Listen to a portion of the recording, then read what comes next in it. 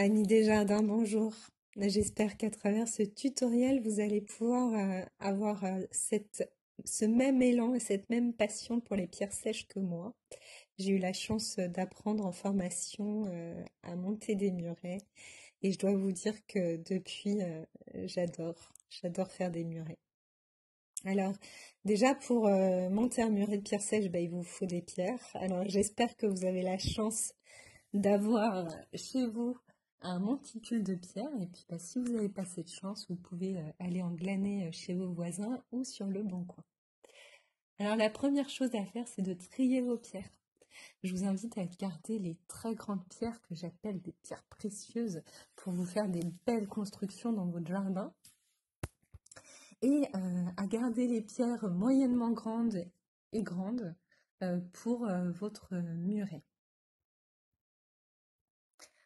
Bien sûr qu'on va essayer de privilégier les pierres plates. Alors, étant novice, je vous déconseille d'essayer de monter un muret avec des pierres difformes.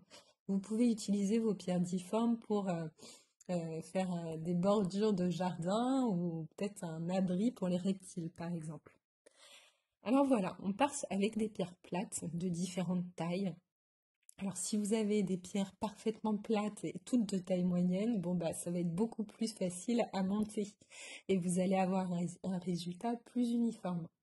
Moi comme j'aime la difficulté, vous voyez bien que là j'ai toutes sortes de pierres et puis quand je les appelle pierres plates, on voit bien qu'elles ne sont pas tout à fait plates. Voilà, les petits cailloux alors sont très utiles. Pourquoi? Parce que si vous mettez de la terre derrière votre muret en pierre sèche, vous allez pouvoir drainer et mettre pas mal de petits cailloux à l'arrière de votre pierre sèche pour consolider et drainer. Et puis aussi parce qu'à chaque fois qu'on pose une pierre, on s'assure qu'elle tienne bien. Et on peut utiliser des petites cales, des petits cailloux plats pour caler nos pierres. Alors à chaque fois que vous allez prendre une pierre, avant de la poser, vous allez regarder sa face. Chaque pierre a une belle face, une face qui est plus plate, plus esthétique que les autres. C'est cette face-là qu'on va mettre face à nous. Là, vous voyez l'autre côté de la même pierre qui a des faces un peu biscornues. Donc, ça permet de bien se rendre compte qu'une pierre a une seule face. Alors, les pierres, c'est comme les gens, chacun a sa place. Mais bon, c'est plus facile à dire qu'à faire. Donc, c'est un jeu de Tetris et de patience. Je vais vous donner quelques bases pour monter un muret de pierre sèche. Déjà, il faut savoir que une fois que vous avez trouvé votre face sur votre pierre, il faut que votre face regarde la terre et non le ciel.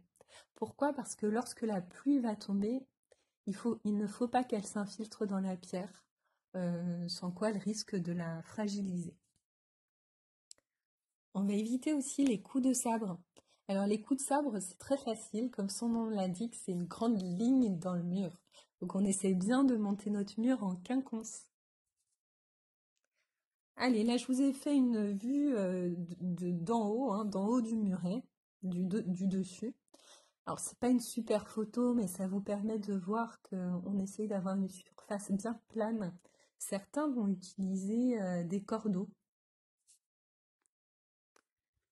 Alors pourquoi j'adore le muret en pierre sèche? Parce que le muret en pierre sèche, c'est vraiment un travail presque méditatif, où on essaye de poser chaque pierre au bon endroit. Donc il faut prendre le temps. Et mon amie et formatrice me disait qu'une pierre prise était une pierre posée. Voilà, je vous laisse méditer. Alors vous allez... Alors l'idéal quand vous montez un muret de pierre sèche, c'est de finaliser avec des grosses pierres plates. Pourquoi? Parce que vu qu'elles sont grosses, avec leur poids, elles vont venir consolider le muret. Mais bon, encore une fois, vous allez faire avec les moyens du bord, avec ce que vous avez. Vous pouvez très bien envisager de monter un muret en pierre sèche. Là, c'est ce que j'avais fait aux abords d'une mare. Et en fait, une fois qu'il y a l'eau, une fois que la mare est remplie, c'est vraiment hyper joli. Une fois que vous avez monté votre muret, ben, vous pouvez le laisser se végétaliser. Alors certains vont donner des petits coups de pouce et venir mettre de la terre avec éventuellement des petits nombrils de Vénus, des petites campanules des murets. Voilà, chacun est libre de faire comme il le sent de ce côté-là. Encore une fois, plus vos pierres sont jolies, plus vous aurez un joli muret de pierres sèches. Et si vous avez le temps, je vous invite à vous rendre sur mon site internet Un jour sur Terre. Vous allez voir un très joli muret de pierres sèches qu'on avait fait avec mon amie Marie Erol en schiste rouge. Voilà. Je vous souhaite une belle journée.